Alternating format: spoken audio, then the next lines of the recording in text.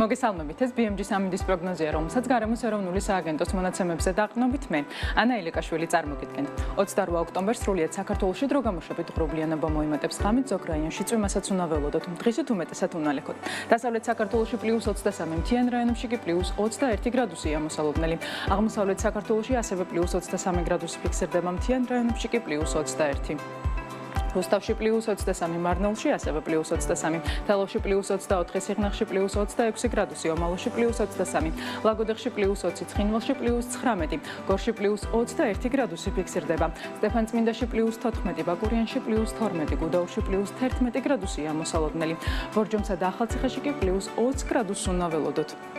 გადავინაცვლოთ დასავლეთ საქართველოს ქალაქებში. ქუთაისში +22, ბათუმსა და ფოთში +21, სოხუმში +20, ზუგდიდში +22, ქობულეთში +21, ანაკლიაში ასევე +22, ოზურგეთში +21 გრადუსი ფიქსირდება.